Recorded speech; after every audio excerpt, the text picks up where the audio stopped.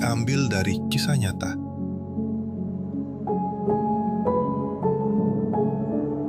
Di sebuah sudut kota yang ramai namun tak peduli, tinggallah dua anak yatim piatu.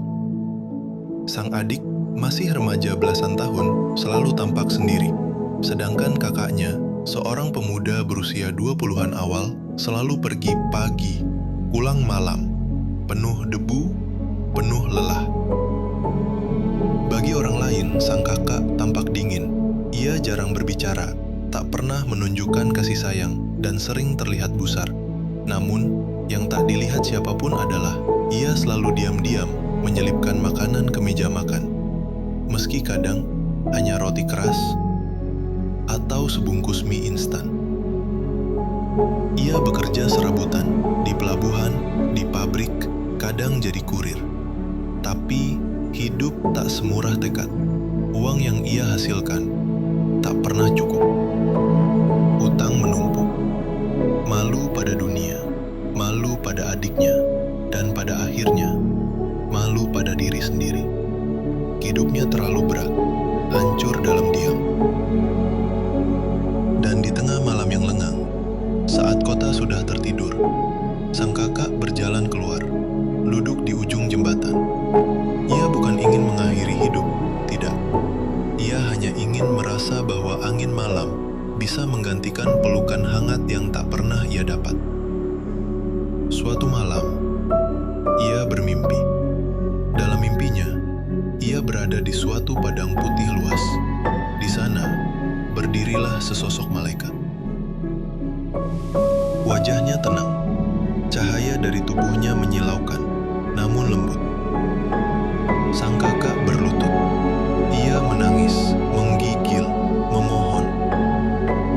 Aku tak punya apa-apa, tapi jika kau izinkan, ambil semua bahagiaku, ambil semua harapanku, semua keberuntunganku, semua cintaku, dan berikan itu semua untuk adikku. Aku hanya ingin dia bahagia. Aku rela tak diingat, aku rela dilupakan, asal dia bisa hidup lebih baik. Malaikat tak menjawab. Ia hanya menatap dan mengangguk perlahan. Keesokan pagi, sang kakak bangun dengan mata sembab. Tapi entah mengapa, hatinya terasa lapang. Ia tak tahu bahwa doanya didengar dan dikabulkan. Hari-hari berlalu. Adiknya tumbuh, belajar dengan giat. Ia mendapatkan beasiswa, kuliah di luar kota. Sang kakak mengantar dengan motor butut, tak berkata apa-apa, hanya tersenyum saat sang adik melambai. Setelah itu, ia kembali ke kehidupannya yang suram, sepi, dan penuh luka. Tak terasa, sang adik lulus kuliah dan berhasil menjadi wisudawati. Sang adik kini jadi sosok penting. Namanya disebut-sebut orang, hidupnya mapan.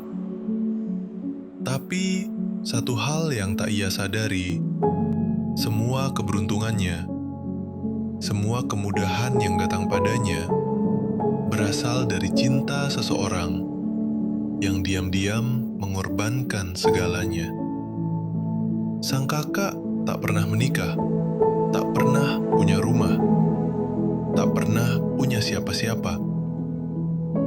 Namun, setiap hari ulang tahun adiknya, ia selalu mengirim surat tanpa nama.